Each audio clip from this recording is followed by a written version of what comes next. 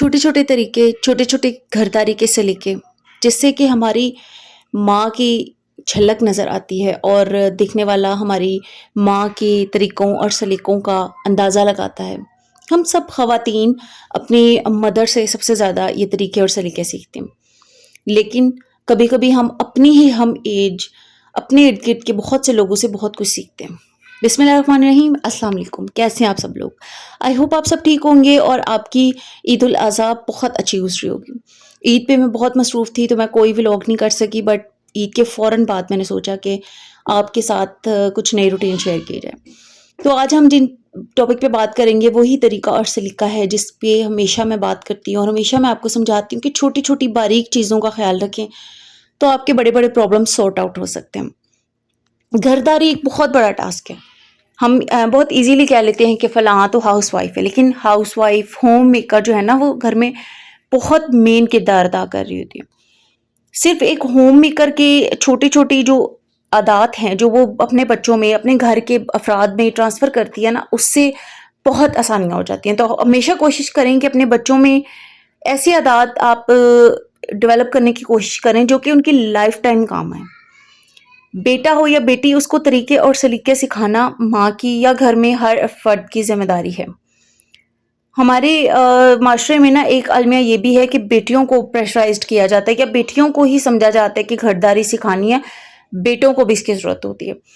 तो हमेशा कोशिश करें कि अपने कामों में अपने बच्चों को इस तरह का अमली नमूना दिखाएं, उन्हें इस तरह करके दिखाएं कि वो भी उस चीज़ को अडॉप्ट करें और अपने बेटों को, अपने बच्चों को भी इन्वॉल्व करें, क्योंकि उनके लिए भी ये बहुत ज़रूरी है।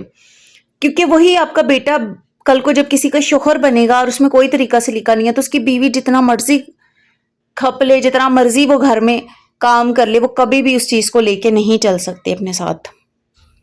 तो इसलिए इसको ज़रूर इम्प्लीमेंट, छोटे छोटे बच्चों में ये जो डेवलपमेंट है ना, ये इम्प्लीमेंट करना ये बहुत ज़्यादा इजी है। आप कभी भी बच्चों पे बर्डन मत डालें, बच्चों को पीछे ना पड़े रहे, उनको टोके मत हर बात में, बल्कि उनको प्यार से समझाएं। अगर उन्होंने अपनी चीज़ों को अच्छे तरीके से नहीं अरेंज किया तो आप करके उन्हें दिखाएं कि बेटे ये इस तरीके से हमने इसको करना है। उसके बाद हो सकता है कि वो 1 से 2 दफ़ा आपको दोबारा बताना पड़े, लेकिन एक बात याद रखिएगा कि बच्चों को प्रेशराइज्ड करके, डांट के आप कभी भी उनकी आदत में ये चीज़ें शामिल नहीं कर सकते। आप ये आदत नहीं बना सकते कि वो पंक्चुअल हो जाएं, रेगुलर हो जाएं और बड़े ही कोई नीटनेस और क्लीनलीनेस का ख्याल रखें। ऐसा कभी पॉसिबल ही नहीं है जब तक आप उन्हें करके नहीं दिखाएंगे। और ये चंद दिनों की बात नहीं है, महीनों की, सालों की बात है, लेकिन उनकी ऐसी ग्रूमिंग और ऐसी तरबियत हो जाएगी आपके पॉजिटिव रवैये से कि आप क्या सब हैरान होंगे देखने वाले। आपकी मेहनत आपको वसूल हो जाएगी जब आपके बच्चे वो करके दिखाएंगे।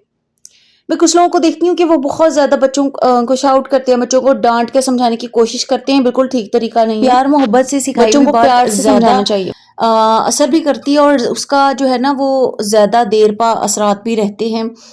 और जो सामने वाला पर्सन है जिसको आप समझाने की कोशिश कर रहे हैं ना, वो उसको अडॉप्ट जल्दी करते हैं। यही बातें जब आप गुस्से से कर रहे होते हैं, आप शाउट करते हैं और समटाइम्स थोड़ा बहुत ज़्यादा गुस्सा आने की वजह से हल्का फुल्का थप्पड़ भी लगा दिया, तो अक्सर बच्चे ज़िद्दी हो जाते हैं। वो सोचते हैं कि ये मुझे इस तरह से कह रहे हैं, मैंने नहीं ये करना।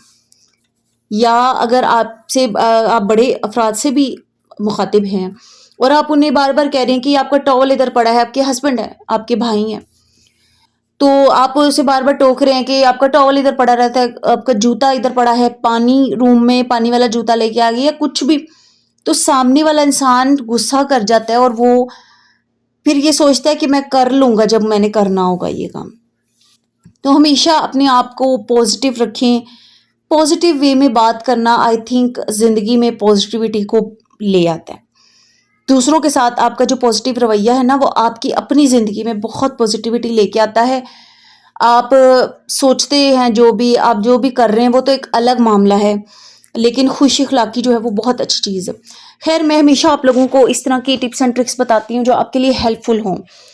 आप खुद जितनी मर्जी अपनी सफाई का ख्याल रखें, अपने सलीके का आपके अंदर जितना मर्जी सलीका है और आप सलीके से सब कुछ कर रहे हैं, लेकिन जब आपके फैमिली मेम्बर्स नहीं उस पर अमल दरामद करेंगे तो आप कभी भी कुछ नहीं कर सकते। आप कभी भी अपनी जो आप चाह रहे हैं वो नहीं आप कर सकेंगे अपने घर में। اس لیے آپ ہمیشہ کوشش کریں کہ آپ لوگ اپنے گھر کے افراد کو، اپنے بچوں کو، اپنے ہسبینڈ کو بھی ٹرین کریں. آپ کے ہسبینڈ جو کام جس طرح کر رہے ہیں آپ انہیں اسی وے میں ایک طریقہ بتا دیں کہ آپ یہ چیز اس طریقے سے رکھیں. آپ انہیں چیزیں سنبھالنے کے لیے ان کے لیے آسانیاں پیدا کریں. آپ ان کے نزدیک ترین وہ چیزیں رکھیں جو انہیں یوز کرنی ہیں تاکہ وہ یوز کریں واپس بھی ادھر رکھ دیں. اگر مشکل ہوگا نا کہ کبڈ میں فلاں جگہ رکھنی ہے اور فلاں جگہ سے نکال کر یوز کرنی ہے، پھر مشکل ہوگی ان کے لیے اس ترتیب کو واپس سے سیٹ کرنا. تو یہ چھوٹے چھوٹے ٹپس اینڈ ٹرکس ہیں، اس کو فالو کیا کریں. اور میں ہمیشہ آپ سے کہتی ہوں کہ اپنا بہت خیال رکھیں. ہوم میکرز ہونے کے ناطے نا آپ کا فرض بنتا ہے جو بھی فروٹس اویلیبل ہوں، جو بھی ویجیٹیبلس اویلیبل ہوں، سیلڈس ہوں، آپ ضرور کھائیں.